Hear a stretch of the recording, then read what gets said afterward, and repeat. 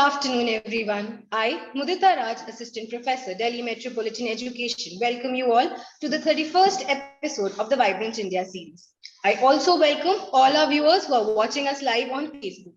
Vibrant India series, VIS, is an initiative of DME Media School for celebrating 75 years of India's independence. This series will be a year-long exercise. As a part of this series, we invite inspiring personalities for online talk, interview, and interaction with our students. The invited personalities for this series are from all walks of life and all parts of the country. And today, our special guest is Dr. Mridula Seth, mental health advocate, social activist, author, and academician. I would like to take a moment and introduce Delhi Metropolitan Education to our viewers. Delhi Metropolitan Education, DME, is an A-grade premier educational institute affiliated to Guru Gobind Singh Indraprasth University, New Delhi, and approved by the Bar Council of India. The institute offers BBA, BA LLB, and BBA LLB with BCI approval and BA JMC programs. DME believes in imparting world-class education to its students while training them to develop and enhance their skills. This education and training enables them in taking up challenges of the industry and creating a space for themselves with their competence and vigor. DME Media School is one of the most promising media institutes in the country. It offers BA in journalism and mass communication. It is recognized as a school focused on the growth of its faculty and students through academic and co-curricular activities. Major flagship initiatives of the school include the BG Varghese Guest Lecture Series, Peer-to-Peer FTP, International Film Festival SIFI, International Conference ICANN, and Vritika, Convention of Media Students. And newly added in the list is the Vibrant India series. It is our privilege to introduce you to our guest of the personality of the 31st episode of the Vibrant India series. I now request Saksham Vij, student DME Media School, to introduce our guest of the day. Over to you, Saksham. Thank you, Mridula ma'am. Good afternoon, everyone. Dr. Mridula Seth is a development communication professional who has teaching experience of 25 years in Lady Irwin College, Delhi University, and as a technical advisor, adolescents and youth for the United Nations Population Fund, India for 9 years, or for over a decade. She has been actively volunteering, most recently as the Director of Life Skills Project in a juvenile drug de-addiction and rehab center for boys. In conflict with law, she has also worked for over 3 years as a secretary of the Richmond Fellowship Society India, Delhi branch. Focusing on persons suffering with mental illnesses, she continues to be actively involved in mental health advocacy. She is a member of Sambandh Health Foundation and FACEMI Families Alliance on Mental Illness and advisor, Center for Social Change. Ma'am enjoys fostering partnership between academic institutions and grassroots organizations involving youth as advocates for mental health and substance abuse. She is a committed adult educator and an advocate for building life skills of all age groups as continuous processing of self-learning, empowerment, and self-actualization. She is a former Fulbright post-doctoral research fellow and received Tagore Literacy Award for her work. Her collection of poems has been published as in Research of Self, A Journey Within. I now request the technical team to share some glimpses from her life.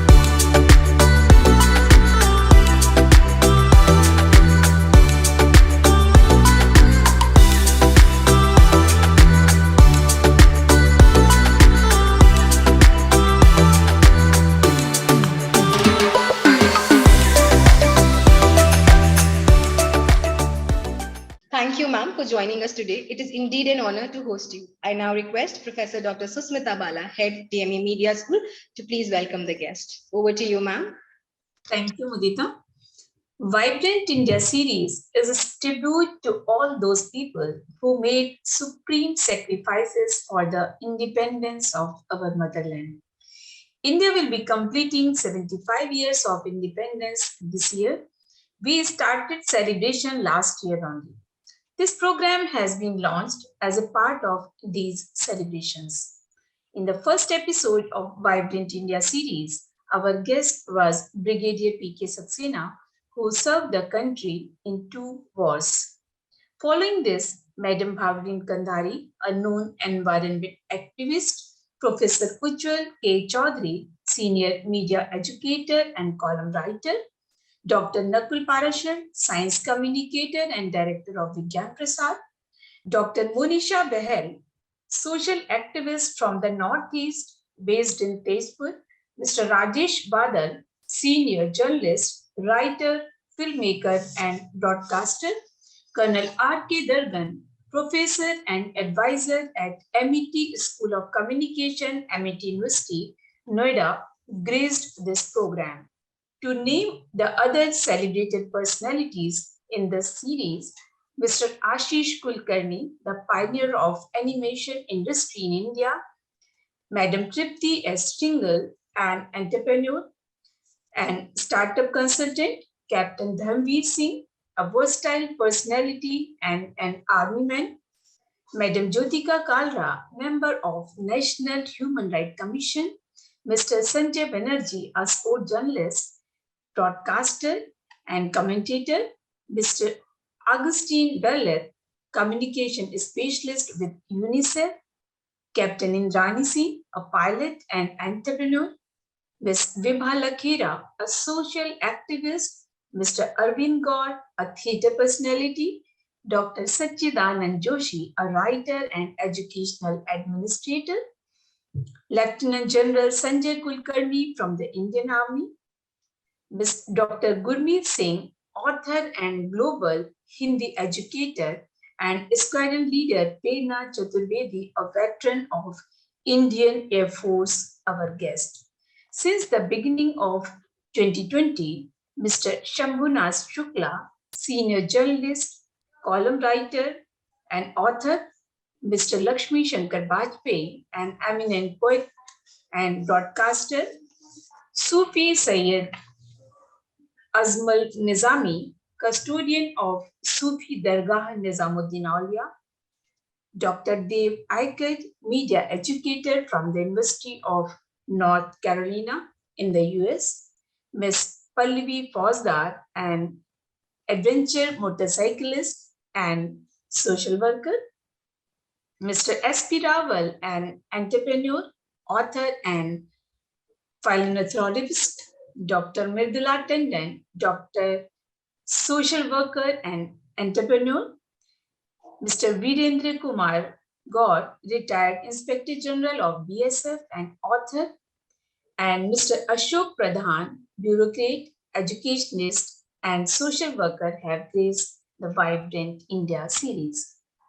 In the making of this country, we all play our roles as a soldier, doctor, engineer, educator, journalist, lawyer, environment activist, social activist, as science communicator, filmmaker, as human rights protector, sports person, literary person, advocate, and today in episode 31, we have an inspiring personality, Dr. Mridula.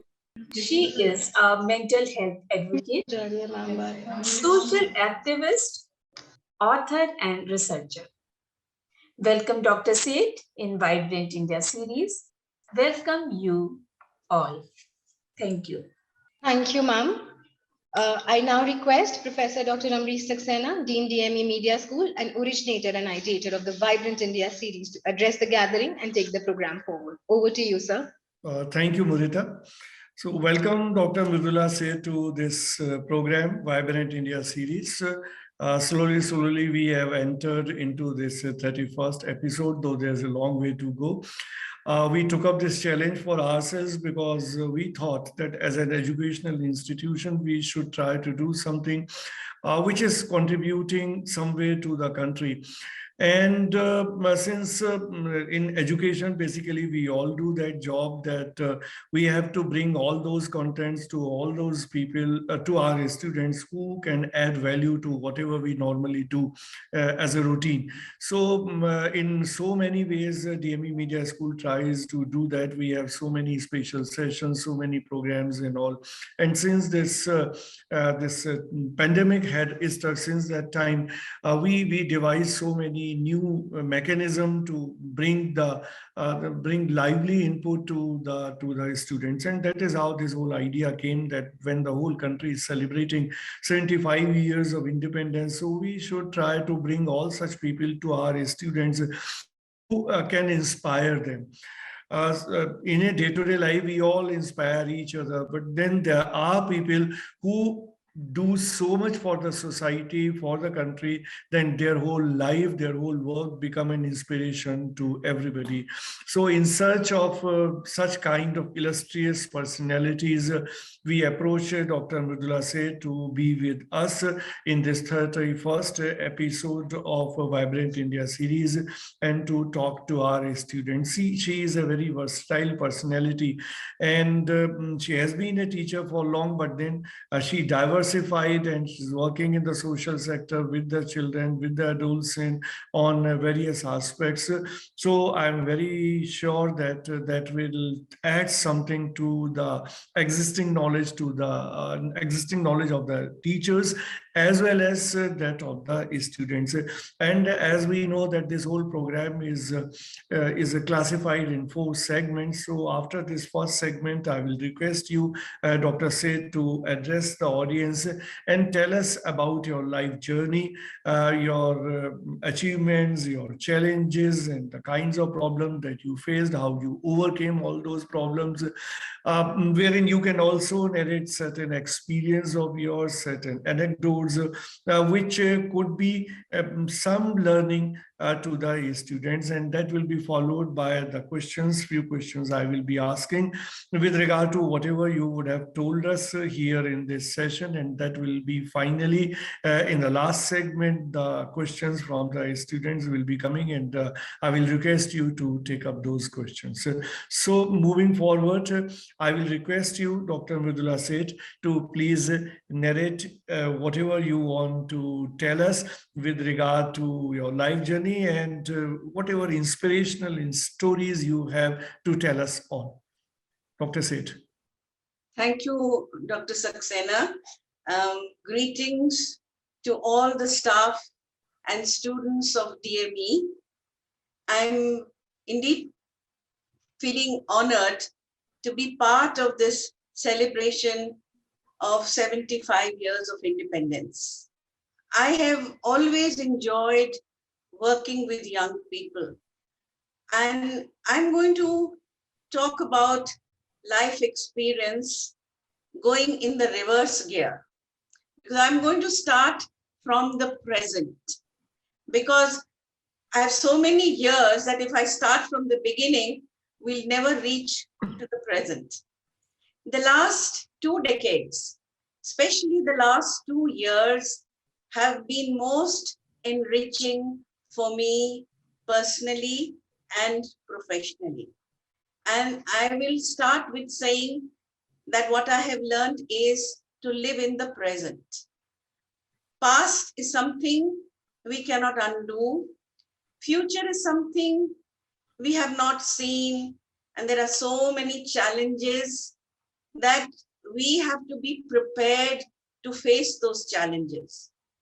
And what we do now is going to determine how we are going to face the challenges. So what I feel is the seeds of volunteerism are sown in youth when you are young, and you reap the fruits of it in old age, as I'm doing. And the fruit is happiness. So this happiness comes, it's an investment And you cannot do it when you're old if you have not invested in something during your youth. You see, so many people around you, your parents, grandparents, and your relatives, who after retirement don't know what they have to do because they've had such an active life. They've been so busy doing their jobs that when they retire, they keep postponing during their working life that they want to do things, but we'll do when we have time. And when they get time, they don't know what to do. And that can lead to depression. It can lead to a lot of problems for themselves and their family members. So that is why I feel when you are young, then you must invest. It's like an volunteer bank account. So you start investing in your volunteer bank account when you are young, and your account keeps on accumulating. And what I'm doing now is I'm drawing from that account. And that account is the happiness account. We all want to be happy, isn't it? We want to be happy for ourselves, for our family members, and for others. But happiness is something infectious. If you're happy, you can make other people happy. If you're not happy, can you give happiness to others? No, you cannot. So what is happiness? Happiness is not excitement. You get some good news, you feel very excited. That is not happiness. Happiness is a state of mind. It's an emotion of joy, pride, contentment, gratitude, a sense of feeling good, having life that is meaningful and worthwhile. It's something like ikigai, having a purpose. When you get up in the morning, you have something to look forward to. There are people who don't want to get up in the morning because they say, Aaj kya karna? There's nothing to do. So happiness is, and during this pandemic, I attended a course from Berkeley University on the science of happiness. I found that as the most inspiring and useful course. Started in 2014. 550,000 students have registered in this course. I was one of them. It's an 8 weeks course. It's a free course. I think you all, when you have time, you should join it. And what I learned from that is happiness is a right and it's a skill. You can learn to be happy. It's your right to be happy. And it is something where you see a glass filled with water, half full. Some people will see it as half full. Some will see it as half empty. It's your own perspective.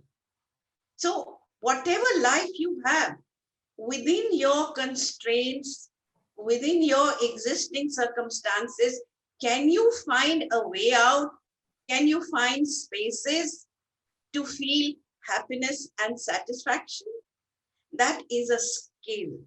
We have to find a reason to be happy, not an excuse to be unhappy, because we have so many reasons for being unhappy. But when you volunteer, you get involved with others and you don't think just of yourself. And that is what gives you happiness. It's a very beautiful process of engaging with other people and engaging yourself. It's for your own benefit because ultimately you are enriched. People often ask, you yourself will ask, why should I volunteer? What are you going to get and what are you going to give? So different people have different reasons for volunteering. For example, people may volunteer because of philanthropic reasons. You feel for a cause. For example, I may feel for literacy or mental health or substance abuse. Someone else may feel for the disabled or for the elderly. So whatever the reason, you feel that there is a cause you want to support, or you feel that it is your social responsibility.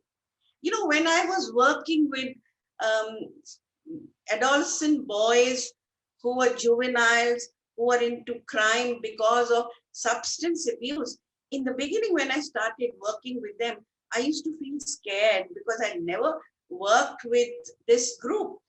And, we usually think that they are responsible, they should get punished. But when I started interacting with them and understanding them, I realized that all these people who get into crime or drugs is because of their family and social problems, dysfunctional families.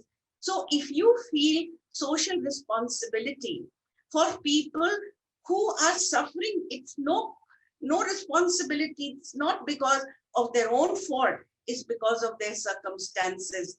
So you want to get involved into doing some voluntary work. What do you get out of it? I'm sure students these days ask themselves, what do I get? And as a manager of students who are volunteering, I have to understand why students are volunteering, because accordingly, you can plan activities which are satisfying for them. People don't volunteer if they don't enjoy it. They must enjoy it. It's not something like doing a course where it is compulsory for you to do something. So why do people get in? What do you get when they involve themselves in volunteering? One reason could be curiosity. So some people get involved because, for example, you want to know something about transgenders. So you're curious. You want to know what are the problems and challenges of families who have problems with mental health. So that is curiosity. It may be a personal need. For example, I have a family member who's a person living with mental illness. So I'm inclined to get involved, and I get satisfaction because then I'm learning how to deal with my own situation, which helps me to deal with people who have similar situation. Or you can get involved because of career development. Let me tell you, young people, that these days you must be knowing about corporate social responsibility, CSR. All organizations that are making profit have to invest part of it in some social activity. So they have to work with NGOs. And many of you are going to take up jobs as CSR managers. If you have experience of actually working on the ground, then you will be in a better position to take on a manager's job as advising your company on where to invest and what are the problems that NGOs face. So these are the different reasons why people get involved, what they ask themselves, what I'm getting and what I'm giving, and they look at the balance of it. I have always been a very strong believer in a partnership between academic institutions and NGOs. I was very fortunate that I was teaching a subject, development, communication and extension, where I had to take my students to the field to give them experiential learning. And that's how I got involved with NGOs, even while I was doing my job as a teacher. Subsequently, of course, the best part, as I said right in the beginning, has been when now after retirement, I'm doing what I'm interested in. And I'm putting all those years of experience together to do something which is meaningful. And the last 2 years have been very productive because I could not go out. And for 2 years, I was trying to hone my computer skills, technical skills, and being a very passionate adult educator in Lady Irwin College, where I was teaching for 25 years, and I'm still working with them, we have developed literacy primers, especially for women, and we developed a talking pen where they could do self-learning. But during this last few months, I converted all those lessons into video lessons. And those video lessons are what I'm experimenting on two groups. One is a group of women who are non-literate, and the other group is adolescent girls who are into drugs. You will be surprised, a few years back, we did not accept that girls are on drugs. But now this is NGO I'm working with, SPYM, has a center separately for juveniles who are into drug abuse and into crime. And these girls who are in, this is female drug de-addiction center. So the video lessons are being experimented. So I'm doing online teaching with them, and with this smartphone, they're using those video lessons. I cannot tell you how satisfying it is. Yesterday, after 2 years, I actually went offline to meet those women whom I have been teaching for the last 7 months. Some of them were absolutely non-literate and they are reading stories. And yesterday when I met them, it was a moment which I cannot forget for a long, long time. The kind of interaction that I knew everybody because I've been interacting with them, and they knew me, and they had been telling me, "Ma'am, aap aa jao, aapko Sai Baba safe rakhenge, aapko kuch nahi hoga." And I was telling them, look, I am so old, I am reluctant to go out, इसलिए मैं थोड़ा सा परहेज कर रही हूँ जाने से. But yesterday I couldn't hold myself. On Women's Day, I went there. So these are some of my experiences, what I would like to tell you. And first of all, that as young people, I started that you should live in the present. Secondly, you should be a lifelong learner. At my age, you know, when I started online teaching, this one woman, she told me, अब मैं पढ़ के क्या करूंगी, अब तो मेरी उम्र निकल गई है. And I asked her, अच्छा तुम कितने साल की हो? She says 37 साल की. I said, तुमको पता है कि मैं 2 साल में 80 साल की हो जाऊंगी? She said, she looked around to all her other women, and she was absolutely overwhelmed. And yesterday when I met her, they could see my enthusiasm, they could see my passion, they could feel it, and they are progressing very well. So you have to be a lifelong learner. Last week, I started a course, UNESCO course on ODL, or online distance learning for youth and adult literacy. And I have a session right now after today at 5:30. There are 120 students from all over the world who are attending this 6 weeks course. And I was telling myself, oh my God, is umar mein, why am I taking on this tension? But then, you know, this tension is positive tension. This in life, the third advice that I would give is that we have to develop our life skills.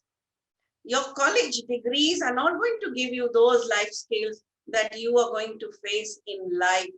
These are the challenges that help you to overcome the problems. And these life challenges come only when you look at problems as opportunities.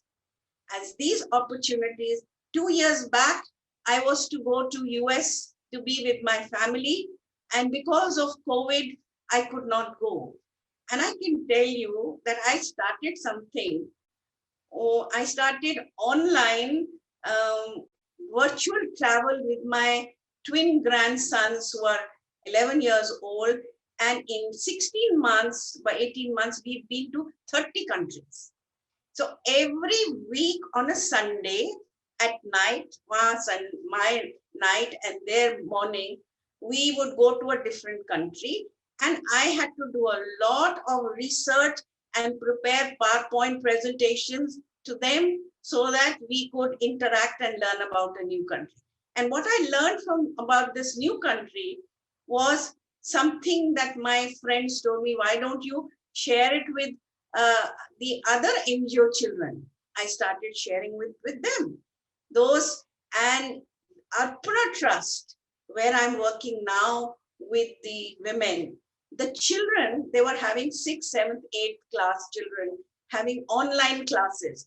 And the chairperson told me, why don't you motivate them to tell them to teach their mothers, because they are at home, their mothers are also at home. And that's how I started. 18 children volunteered. We conducted a training program online, and the result, 7 months of the teaching, the children started teaching their mothers. And that's how a new program, Padhai Ka Maza, was born. And that's what I'm doing. So we have to keep on trying out, living in the present. So the other thing you have to do is that you have to learn to say yes and learn to say no. When you should say yes and when you should say no. Life skills is that. Life skills means you have to have thinking skills, social skills, and emotional or self-management skills. And self-management skills means that you need to have control on your emotions, your anger, your frustrations, your tensions, time management, when you have to say yes and when you should say no. Very often I've got into problem because I've committed myself to more than what I could do. And then later on, I've sort of said, oh, I wish I could just say no. But at that time, I just couldn't say no. So that is a life skill which we have to learn. You have to learn to have gratitude. That is very, very important, to feel blessed. When you volunteer, let me tell you, you will feel your life is blessed because you work with people who don't even have the necessities. And that's how you will feel. And last, I will say you have to learn to forgive others and also yourself. Sometimes you do things which you later on feel that you should not have done, but learn to forgive yourself and move on. I would just like to share a few lines from poems that I've written. Volunteers, a burning desire that leads to action, a heart full of compassion that leads to empathy, unmindful of reward, untouched by criticism, an obsession to share gifts bestowed by God, desire backed by ability, competence combined with humility, opportunity to serve comes to many. Not all of them utilize the opportunity. Only those who have God's grace can be volunteers. Another, when you have conviction, your heart is with you. The heart beats faster at the thought of something new. When you have determination, your head is with you. The path seems clear when emotions are not there. But when you have commitment, your feet take you to your destination, hands help to live up to your expectation, head and heart ensure you have no exasperation. So have commitment to something, someone, somewhere in the world. And I will end with saying, may God give you to give. Give, but with humility. Give with grace and dignity. Give knowing that others who take have self-respect, sometimes give without people asking you to give with your feet on the ground, give with a knowledge that you yourself need to be given to give. Thank you. Thank you, Dr. Mridula Seth, for telling us such nice things. And I've noted down everything because I always do it, because there are things that you can try to translate in your life. And if you're understanding this all, then in any case, as you said, the life will be better, we will be happy, and we will further distribute our happiness to others. So a few things coming to my mind. Firstly, I would like to ask you as to from where this motivation came. I mean, it was simply the circumstances that led you doing so many things with the children and women after your retirement, or it was a well thought of retirement plan, and once you will retire from the college, then you will start doing this all for the sake of society. Thank you, Dr. Saxena. I said that these seeds are sown when you are young, and when you retire, then it's like a full-grown tree, and you have so many little fruits of different varieties that have accumulated over the years. Because I started volunteering when I was in college, and I was a hostler for 5 years. And during the evenings, when other girls were doing several other things, I used to teach the children of the classes for the lab staff and the staff who were staying in the premises, support staff, their children. So that's how my journey started. I mean, in college. Then my director, Dr. Durga Deolkar, who sort of spotted me and saw that trait in me, got me involved in Blind Relief Association and other activities. And then I did a course in Masters in Rural Community Extension. Professionally, I got trained. So getting involved with voluntary activities is something it started, but post-retirement, then by that time I had seen, because college, I was working with NGOs as a part of my student experiment. At the UN, I was looking at it from a different perspective, a bird's eye view of how programs are planned.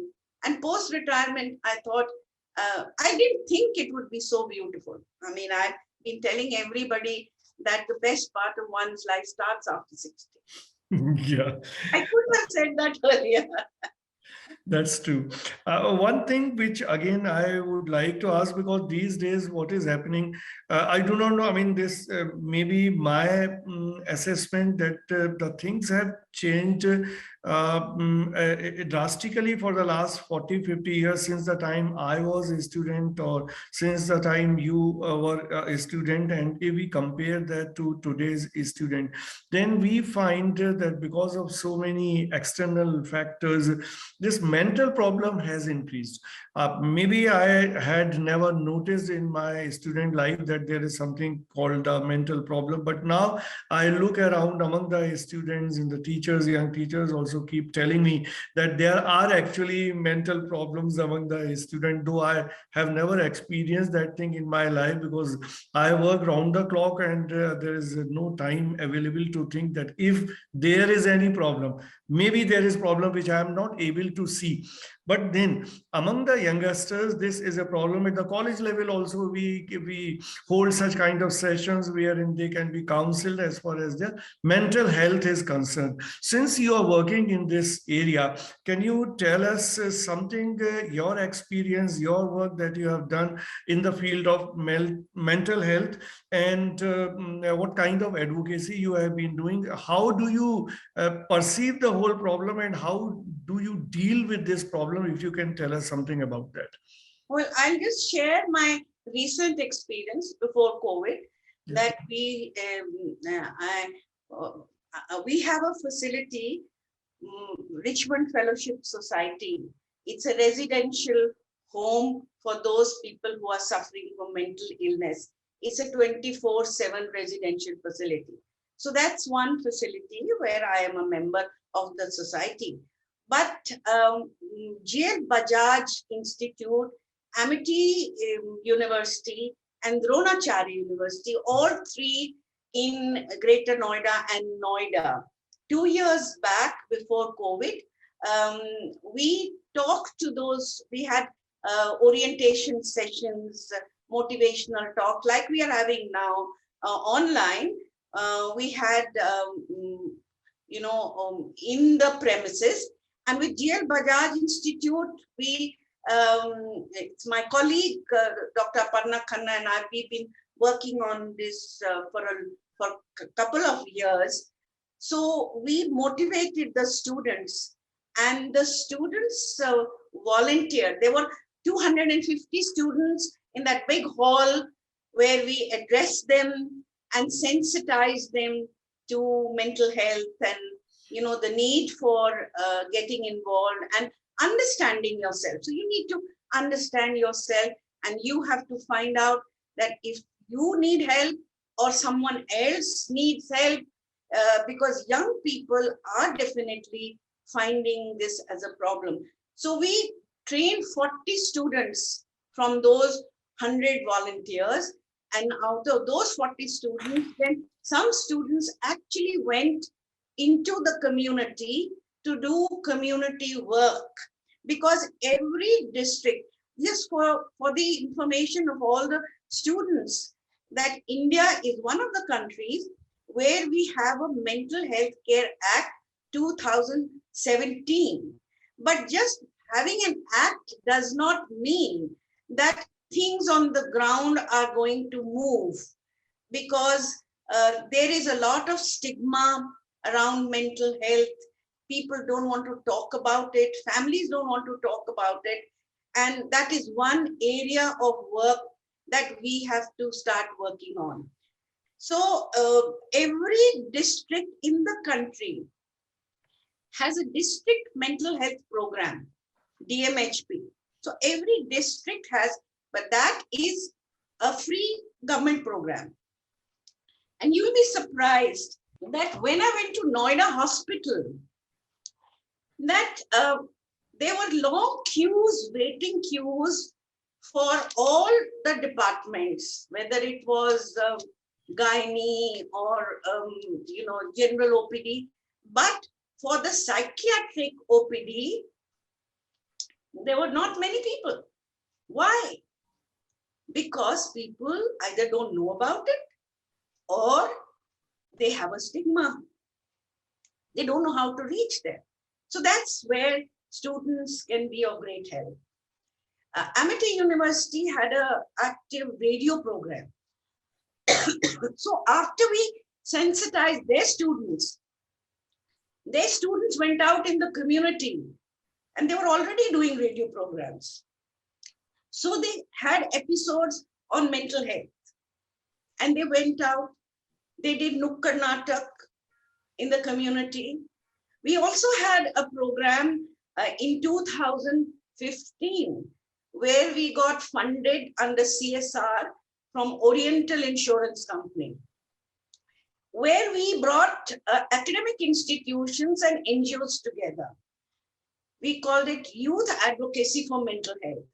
So we had Jamia Millia, Ashoka University, and Delhi University. And Delhi University, Lady Irwin College took the lead, because me and my faculty from the college, we were sort of the dreamers that we would take this initiative.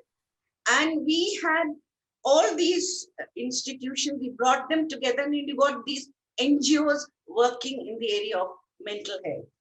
So each academic institution decided what they wanted to do. Jamia wanted to do radio programming. Ashoka University wanted to do Nukkad Natak.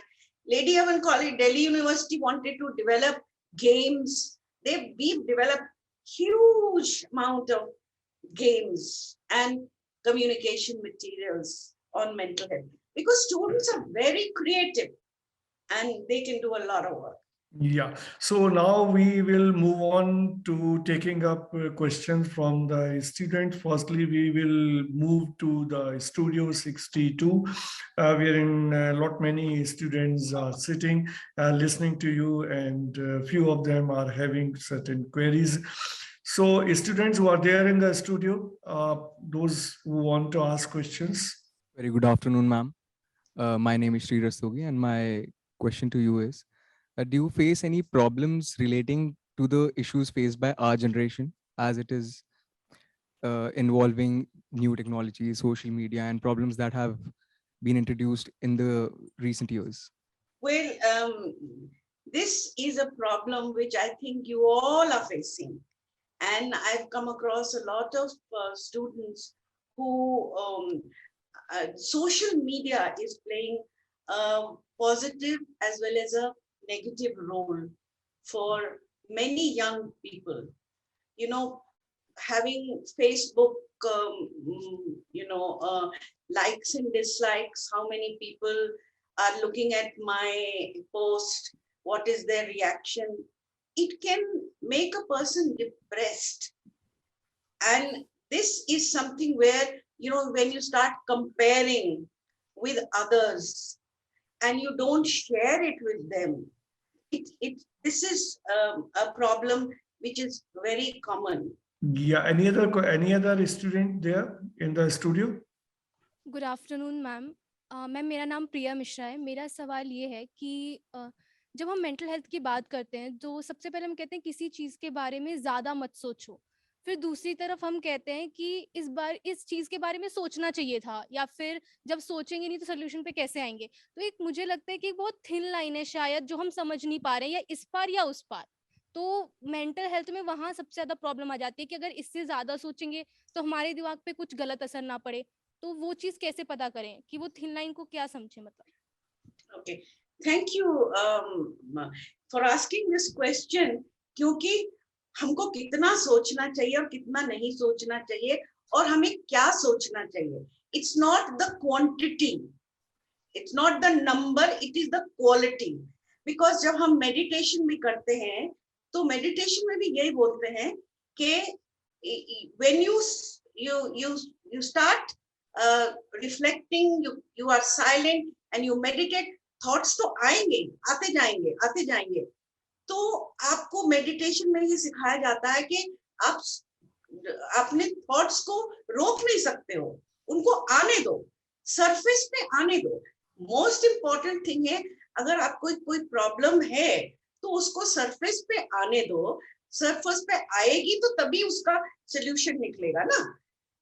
तो हमें सबसे पहले तो, लेकिन जब हम ये mindfulness की बातें करते हैं तो उसमें हम ये कहते हैं कि आप एक टाइम में बहुत सी चीजों के साथ जो हम जूझते हैं, you try and be focused. When you are thinking, try and focus your thoughts on a particular issue and deal with that rather than dealing with too many things at the same time. So that is a problem. And life skills, exactly when we talk about thinking skill, social skills and emotional skills.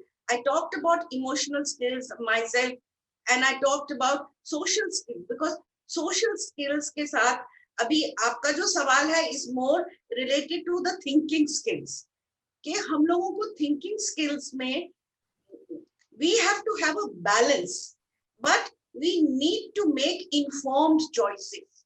Informed choices करने के लिए, unless we know the pros and cons, the alternatives, हम तभी decision, wise decision and informed decision ले सकेंगे। तो सोचना तो हमें चाहिए, सोचना तो हमें पड़ेगा ही, और सोचना कोई बुरी बात नहीं है, सोचना तो अच्छी बात है, लेकिन क्या हम सोचें, कब सोचें और उसका उपाय कैसे निकालें, that is the skill which we have to learn from our own experiences. Yeah. Thank you, Dr. Seth. Any other student who is there in the studio? Yeah. Hello, ma'am. Myself, Suchi Pathak. So my question from you is that how can we shift our perception and find our ikigai, our reason for being, because that's what matters the most. You know, we all have to understand ourselves, and there are different ways because each one individual is different from the other, and each one will try. कई बार ऐसा होता है हम शीशे में देखते हैं तो हमको अपनी छवि दिखाई देती है, कई बार कोई दूसरा आपको आपके बारे में बताता, फीडबैक देता है कि आप कौन हो, और वो कौन आपको क्या फीडबैक देता है उसके हिसाब से you know whether that person is telling you the right thing or not. So our perception of ourselves depends on several factors which are related to me and others who are associated with me. So and part of life skills is being aware of what we call is the SWOT analysis: strengths, weaknesses, opportunities, and threats. So you have to understand what are my strengths, what are my weaknesses, what are the, so positive psychology, these days we talk about positive psychology. Positive psychology is a scientific study which is founded on the belief that people want to live happily and they want to have good positive feelings. So when we talk about our ikigai, we have to build on our strengths, not on our weaknesses. अगर हमारी कोई weaknesses हैं तो हैं, उनको recognize करो, work towards reducing those, overcoming them, but work on your strengths. That will give you the ikigai. Yeah. Thank you. Now there are two students, Saksham and Ashanya, who want to ask questions. Saksham, which firstly you ask the question. Come on camera and ask the question. So good afternoon, ma'am. I'm Saxena. Ma'am, can you share some tips to deal with peer pressure? Most difficult and a cause of concern for not only the individual, but to their parents and also in workplaces to the managers. So हर एक level पे peer pressure पड़ रहा है. Peer pressure का मतलब क्या है? Peer pressure का मतलब है कि there are others like you and who are in similar situation or not very different situation, but who may be facing the same situation but reacting differently. So एक होता है we respond to a situation, एक we react to a situation. जो peer pressure पड़ता है वो पड़ता है क्योंकि जो लोग आपसे कुछ एक्सपेक्ट करते हैं, आप उनसे कुछ एक्सपेक्ट करते हो, दूसरे आपसे एक्सपेक्ट करते हैं, and when you do not find yourself able to live up to those expectations, then you have pressure. का मतलब ही तनाव है. Pressure means it's a negative, but sometimes you have positive pressure also. जैसे कि आज मेरे को पॉजिटिव प्रेशर था कि आई वाज फीलिंग कि ये मुश्किल है टेक्नोलॉजी के साथ, लास्ट मिनट पे कुछ हो जाए. नेगेटिव प्रेशर जब पड़ता है, peer pressure, तो उसके लिए in fact these days one of the strategies of dealing in mental health is developing mental health advocates who are peer educators or peer leaders. क्योंकि जो बात आप अपने peer group को सिखाएंगे वो मैंने, वो तो कहेंगे ये बुढ़िया कुछ बोल रही है, इसको तो कुछ पता नहीं है, इनके टाइम में तो ऐसा होता नहीं था, इनको क्या पता कि क्या होता है. You can understand.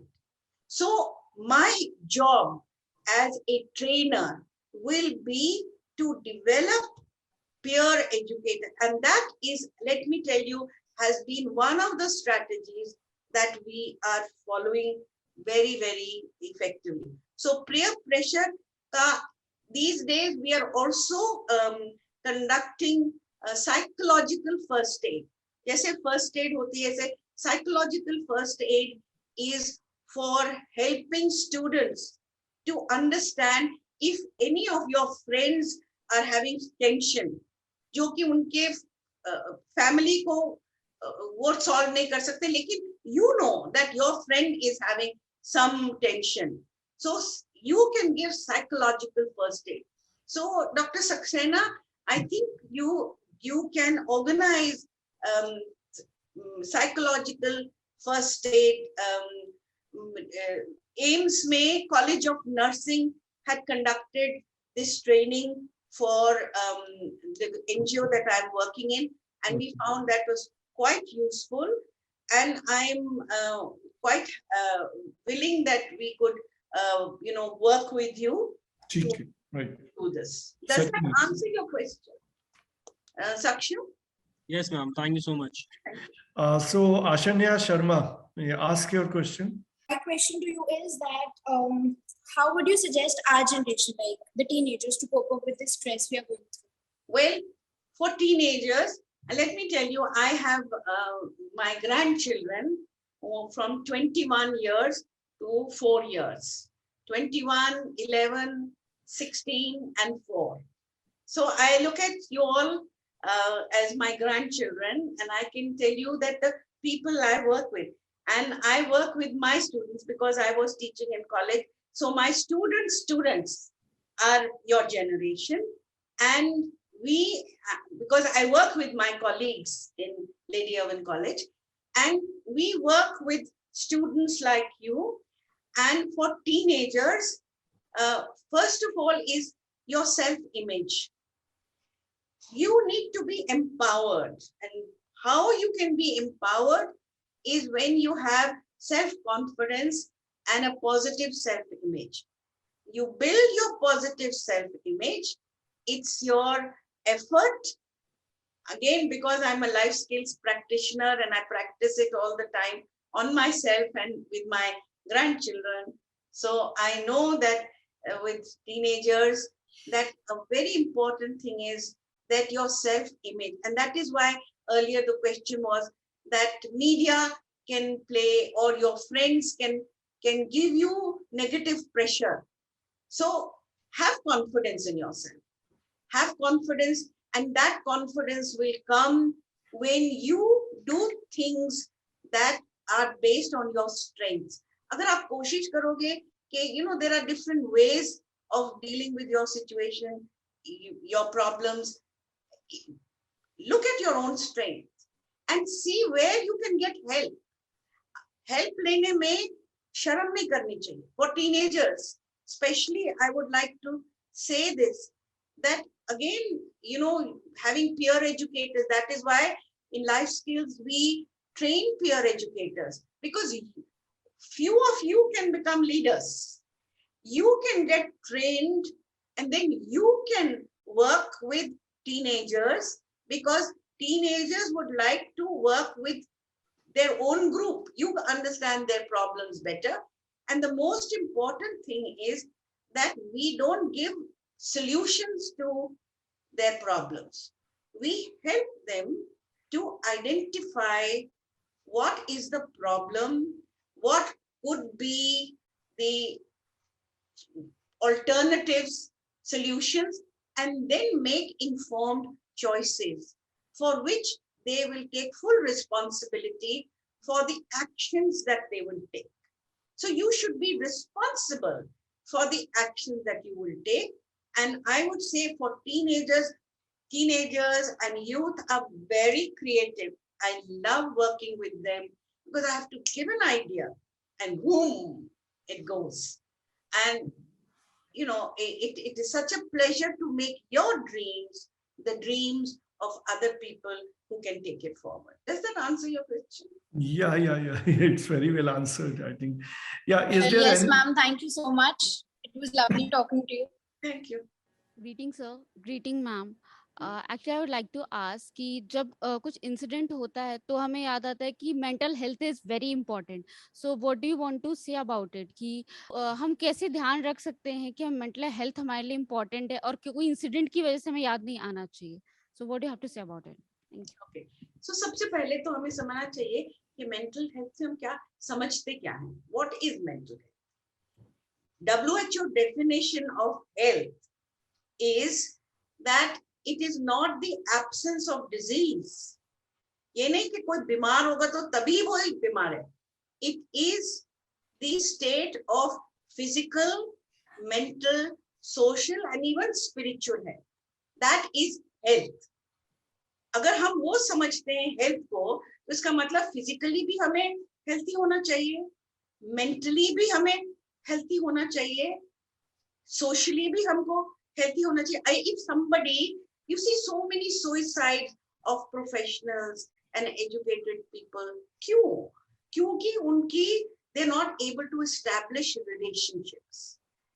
They're doing very well, they get degrees, they get good jobs, but they're not able to establish relationship or maintain their relationship. And because of those social problems, then they have mental problems. और वो mental problems की वजह से वो एक दिन में नहीं होती हैं, वो बढ़ती जाती हैं. And that is why मैं बोल रही हूँ आपको, जब आप again मैं volunteerism पे जाती हूँ, कि जब आप अपने से उठकर दूसरे के साथ empathize करते हैं, उसका दर्द देखते हैं, तो फिर आपको अपनी प्रॉब्लम कम लगती है और फिर आप दूसरों को भी समझने लग जाते हैं. That is the beginning. So when you have a problem yourself, you know how to deal with it. And very important thing is you should talk to somebody. अपने आप में घुटन रखते जाओगे, तो then the problem which जो छोटी सी भी प्रॉब्लम है, वो मानसिक रोग बन सकता है. लेकिन अगर उसको टाइम पे and the mental health care act में जो डिस्ट्रिक्ट मेंटल हेल्थ प्रोग्राम का emphasis is early diagnosis and treatment. बहुत सी बीमारियां हैं मेंटल हेल्थ में, जो हम किसी को डायबिटीज होता है, ब्लड प्रेशर होता है, तो वो तो कोई नहीं कहते हमको तो डायबिटीज है. पर किसी को अगर मेंटल प्रॉब्लम है, मेंटल हेल्थ की प्रॉब्लम है, तो फैमिली भी नहीं बोलती कि हमारे घर में कोई. I am dealing with families जिनके अपने घर में भाई बहन हैं. They don't want to have anything to do with them because they feel that they will be ostracized or they will be stigmatized. So अगर as young people, अगर आप लोग can get over this stigma, अगर आपको लगता है कि आपको कोई टेंशन है, talk to somebody. Talk to a peer educator who's trained, go to a counselor, go to a professional and seek help. मैं यहाँ एक बात कहना चाहती हूँ कि कुछ मेरे स्टूडेंट्स हैं, वो किसी एनजीओ के साथ कुछ करना चाहते हैं, तो आप कुछ उसमें सजेस्ट कर सकती हैं कि वो कैसे और क्या करें, जो कुछ एनजीओ से रिलेट करके कुछ डिफरेंट काम कर सके. ये एक स्टूडेंट है, उसका क्वेश्चन था निखिल गुप्ता का, जो स्टूडियो में है, और उसका क्वेश्चन यही था कि उसको वो बहुत दिन से मेरे पास आता है कि हमें कुछ एनजीओ में काम करना है, स्टूडेंट्स को पढ़ाएं, बच्चों को पढ़ाएं, उनके समय कुछ क्रिएटिव वर्क करें, तो can you suggest something? Doctor Bala, ये सवाल का जवाब बहुत सोच के, स्टूडेंट की इंटरेस्ट को समझ के दिया. जैसे मैंने कहा था कि volunteering has to be a happy experience. It cannot be something that is forced on you. So we have to understand what is the interest of the student. So now we are moving towards the end of the program. Thank you, Dr. Mridula Seth, to be with us and sharing your thoughts with us and responding to all the questions of the students, which were really very vital. And we all have learned a lot of things from your talk, particularly as I can make out the things that you said with regard to conviction, determination, commitment, which is really important, and the first thing with which you started and re-emphasized also, that is volunteering. And these are the young students who are always doing something or the other for society, but I believe should always be more and should be more organized and streamlined in their contribution, in their service to society. Because as you rightly said, that if you are volunteering for the society, that will ultimately bring happiness to us, and which is the ultimate objective in life.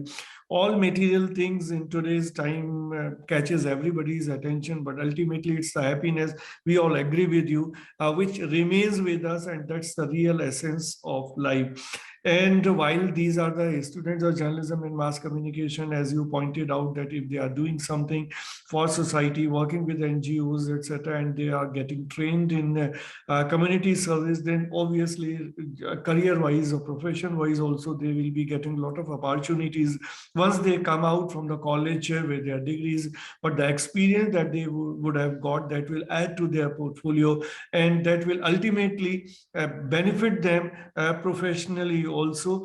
And another thing which strike to my mind is that you said that everybody has to be a lifelong learner.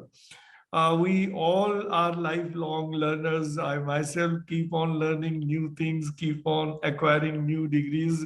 Even today, all the time, many of my faculty members do the same. So like each one of us is getting inspired by the others. So everybody is doing some or the other additional thing beyond whatever educational qualifications somebody has in my team, in the faculty members. And they also inspire the students to take up so many online programs which can add value to whatever you know. As you pointed out, that you are doing so many online programs, and this is really an opportunity which has come to us during this COVID-19, because the world has opened up. Earlier we had never thought that these kind of things can be done, or that way, I mean, the things were available, but we never paid attention. Then these are the things we should indulge into, but now everybody is into that. And after your lecture, we further get inspired that we are on the right track. We should continue doing whatever we are doing, so we all feel inspired, and that's ultimately the objective of this program. And that was ultimately the objective, inviting you amongst us to talk to us. So thank you very much, Dr. Mridula Seth. Thank you. Thank you.